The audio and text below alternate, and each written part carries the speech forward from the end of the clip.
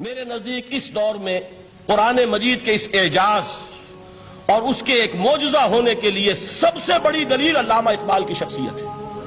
وجہ کیا ہے کہ علامہ اقبال علماء کے طبقے میں سے نہیں تھے۔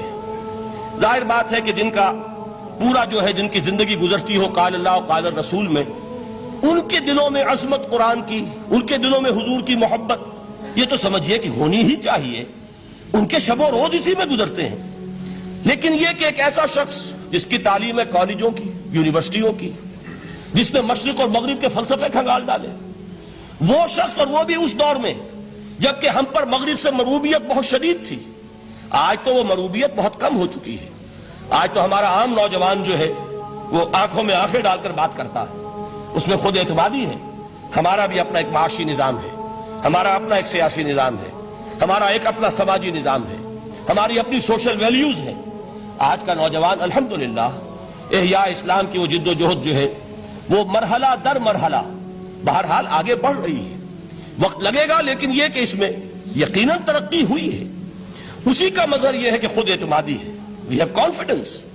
ہم جانتے ہیں کہ اسلام ایک دین ہے، مکمل دین ہے، اس کے پاس زندگی کے تمام مسائل کا حل ہے۔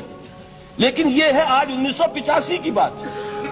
علامہ اقبال اس صدی کے آغاز میں گئے ہیں یورپ، جبکہ ہم محکوم تھے انگریز کے۔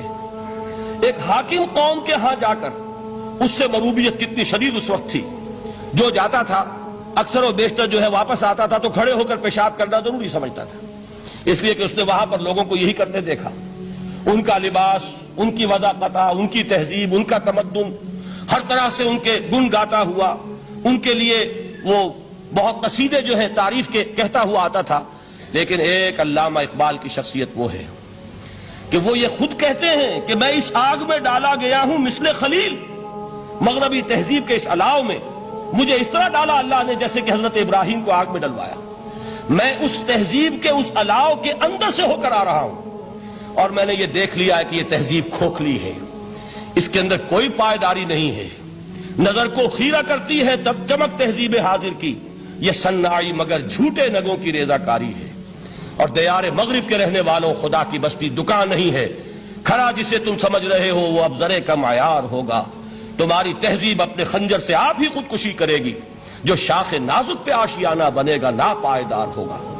اب آپ اندازہ کیجئے وہ شخص جو بنیادی طور پر فلسفی ہے، فلسفے کا طالب علم ہے، وہ جرمنی اور انگلستان میں جا کر فلسفے کھنگالنے کے بعد اسے اگر تسکین حاصل ہوئی، اس کے جو علم کی پیاس تھی اگر اسے سیری حاصل ہوئی تو صرف قرآن کے ذریعے سے۔ نہ کہیں جہاں میں اما ملی، جو اما ملی تو کہاں ملی میرے جرم خانہ خراب کو تیرے عفو بندہ نواز میں۔ یہ وہ شخص ہے آخری زندگی میں ان کا کام صرف ایک رہ گیا تھا، قرآن کی تلاوت۔ بڑے بڑے فلسفی ملنے آتے تھے علامہ اقبال سے ملنے، وہ سمجھتے تھے بڑی لائبریری ہوگی، جیسے بڑے وکیل اس کی لائبریری آپ کو معلوم ہے کتنی جلدیں رکھی ہوں گی، خوبصورت جلدیں بنی ہوئی، ایسے ہی کوئی بڑا فلسفی، بڑا پروفیسر، اس کی سٹڈی، اس کی کتابیں بڑی مرغوب کن ہونی چاہیے۔ لیکن علامہ اقبال کے ہاں سب کتابیں اٹھوا دی تھی انہوں نے، صرف ایک کتاب رہ گئی، اور سید نذیر نیازی کا نام آپ نے سنا ہوگا۔ انہوں نے جب یہ گواہی دی ہے، یہ واقعہ شاید آپ کے علم میں نہ آیا ہو، یہ بہت اہم واقعہ ہے۔ وہ یہ لکھتے ہیں کہ میں نے ایک مرتبہ علامہ سے پوچھا کہ کچھ لوگ اعتراض کرتے ہیں یا یہ خیال ظاہر کرتے ہیں کہ آپ نے اپنا فلسفہ خودی نیٹشے سے لیا ہے، کوئی کہتا فلاں سے لیا ہے، کوئی کہتا فلاں سے لیا ہے، کچھ آپ خود بتا سکیں گے کہ آپ کے فلسفہ خودی کی سورس کیا ہے؟ تو علامہ نے کہا کہ اچھا کل فلاں وقت آ جانا تو میں تمہیں لکھوا دوں گا، ڈکٹیٹ کرا دوں گا۔ تو سید نذیر نیازی کہتے ہیں کہ میں بہت خوش ہوا کہ یہ سعادت میرے حصے میں آ رہی ہے کہ علامہ اقبال خود مجھے تحریر کرائیں گے کہ میرے فلسفے کی سورس کیا ہے، میں نے کہاں سے اخذ کیا ہے۔ دوسرے روز وہ گئے، حاضر ہوئے، بڑے ہی ارمانوں کے ساتھ پینسل اور کاپی لے کر بیٹھے۔ علامہ نے فرمایا ذرا قرآن مجید نکال لاؤ۔ وہ قرآن مجید لائے، حیران ہوئے، یہ فلسفے کا سورس مجھے ڈکٹیٹ کرانے چلے تھے، یہ قرآن مجید کہہ رہے۔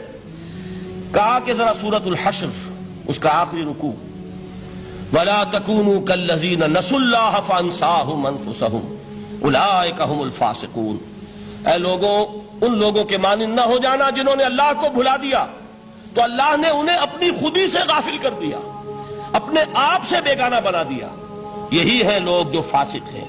علامہ نے کہا میرے فلسفے کی سورس یہ میں آپ کو بتانا چاہتا ہوں. اس معنی میں کہتا ہوں کہ اس دور میں علامہ اقبال کی شخصیت کو میں اعجاز قرآن کا سب سے بڑا مظہر سمجھتا ہوں.